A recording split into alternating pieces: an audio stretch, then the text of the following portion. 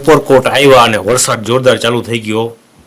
હવે ઉપરકોટ જોયા વગર તો પાછું જવું જ નથી. ભલે ગમે એટલો વરસાદ ના વરસે, ભલે છત્રી લેવી પડે, રેનકોટ લેવા પડે, વરસાદ ગમે એટલો વરસે, પણ ઉપરકોટ જોઈને જ જવું છે.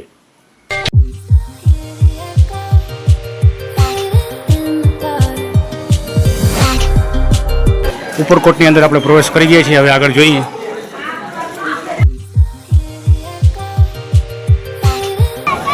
હા, વિશાળ તોપ આવી ગઈ રાજેશ્રી વખતની. જોતા જઈએ આનું મોટું ક્યાંય છે, કોટ ક્યાં છે, કેટલી લાંબી છે.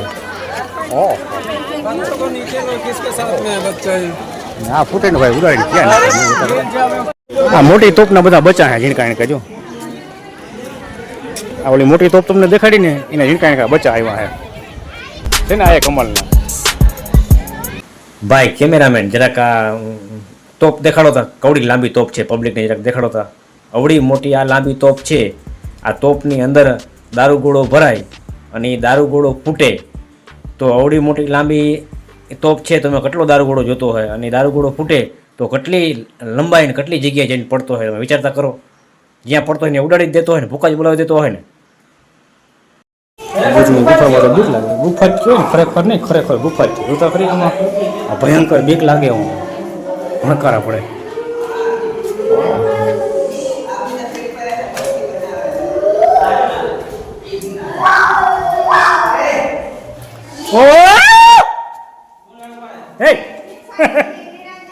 આ બુદ્ધની ગુફા આવી ગઈ. બુદ્ધની ગુફા.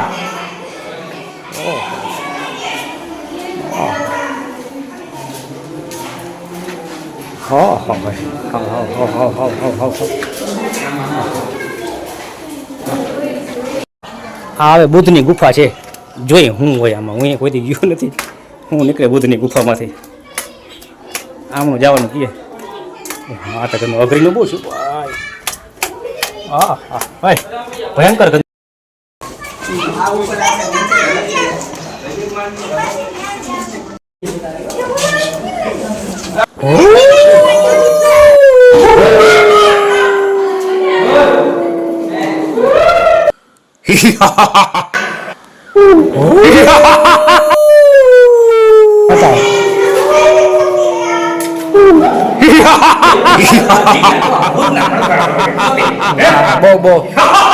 કિલ્લાની ઉપરકોટની ટાંગ છે. આમાં નથી કે નથી સિમેન્ટ, પણ જોઈ લે વાટવાજી એમનો એવો મજબૂત પડ્યો છે.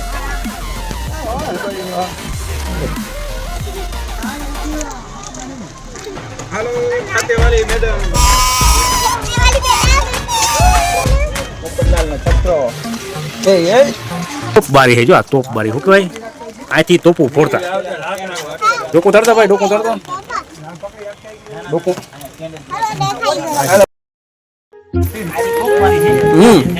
આ બારીમાં તમે ફિટ ના થઈ જતા. ચાલો. ઝીણકી તોપની ઝીણકી બારી છે તો કામ જબરજસ્ત છે. આખા સેટને ઉપાડવો હોય તો આ તોપ બારી ઉપાડી લઈએ છે ને. દેખાડો સાહેબ, કેમેરામેન. જુનાગઢ સિટી આખું દેખાડો. આ તોપ બારીમાંથી આખું જુનાગઢ સિટી પર તમારે જોવું હોય તો જોઈ શકાય છે. હા તો મિત્રો, તમને જે આ સામે દેખાય છે ને, એ ઇનલેટ ટાવર છે, ઉપરકોટમાં આવેલું છે. અને આપણે હવે ઇનલેટ ટાવરમાં માથે ચડવું છે. 3 માળો છે. 3 માળ ઉપર ચડી જાય ને તો ત્યાં બેસવાની સગવડ છે. અને માથેથી આખું ઉપરકોટ દેખાય, આખું જુનાગઢ દેખાય. ત્યાં નજીક 2-3 તળાવ છે. જબરજસ્ત જોવાની એકદમ મજા આવે છે. મને એમ થયા ઇનવેટ ટાવર છે ને રાજાશાહી એટલા માટે ત્યાં બનાવ્યું હશે. ત્યાં બેસીને આખું જુનાગઢ સિટીને દેખાય.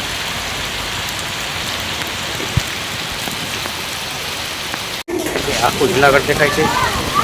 પણ ધીમો ધીમો વરસાદ આવે છે એટલે વરસાદને જુનાગઢ અહીંથી જે તમને સામે દેખાય છે ને, આ પાણીના સંગ્રહ માટેના તળાવ છે. આવા મોટામાં મોટા 2 તળાવ છે. જે આ તળાવનું નામ છે નવાબી તળાવ.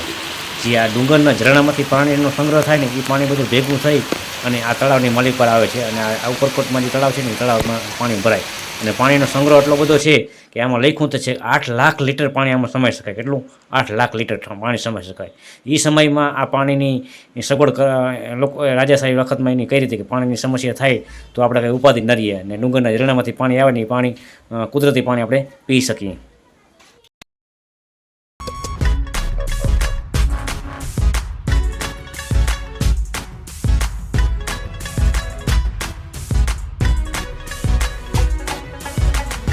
તો રા નવઘણના કૂવાની બાજુમાં જ રા નવઘણના કુળદેવી એવા શ્રી આઈ ખોડિયાર માતાજીનું મંદિર પણ ત્યાં આવેલું છે.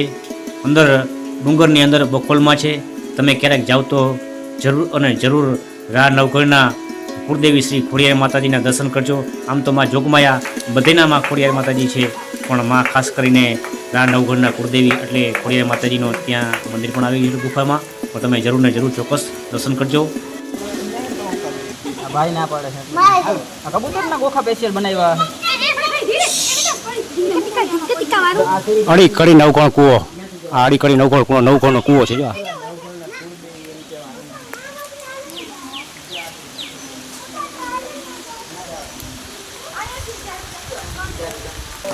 ગયા તો ચોમાસા રીસર બંધ કરી દીધો.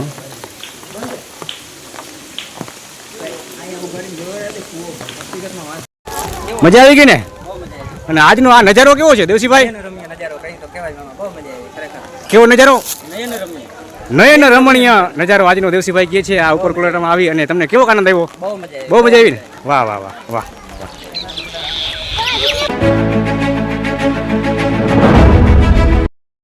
પેલા બોલો ટામેટું ઘી ગોળ ખાતું તું ને દિયે નાવા જાતું તું અસમસ થળિયા ને ઠસ. હાલો રેડી. મોટે તો ગમે એ કરવા તૈયાર છે. ના બરોબર. ટમેટું ઘી ગોળ ખાતું તું નદીએ નાવા જાતું તું હસ બસ ને ઠસ. આ વગાડી દો. 10 માર્ક મળી ગયા. આપી દીધા 10 ને માથે 10.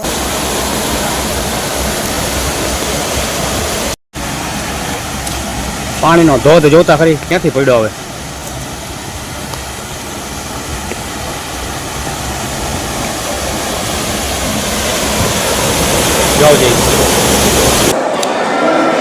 આ રાણક દેવીનો મહેલ છે. બહુ એટલે બહુ મોટો છે. ત્રિમાળી છે. એક ભોયતળીએ છે. આ વટલો માળ છે. આની ઉપર પણ એક છે. વાહ વાહ વાહ, અદ્ભુત નજારો છે ભાઈ. હા મિત્રો, તો આ જૂનાગઢ ઉપરકોટનો એપિસોડ અહીંયા પૂરો કરી અને આ એપિસોડ તમને ગમ્યો હશે એવી હું આશા રાખું છું. અને આ ઐતિહાસિક અને રમણીય સ્થળનો વિડીયોઝ જોવા માટે અમારી સાથે જોડા રહેશો અને તમારો પ્રેમ ભાવ મારી માથે સદાય વરસાતો રહે એવી આશા સાથે જય દેવાત બોદર તથા એમાં પરિવારને ધન્ય છે કે પોતાના પેટના દીકરાને જૂનાગઢની વિરાસતને આબાદ રાખવા માટે કપાવી દીધા. જય વીર દેવાત બોદર.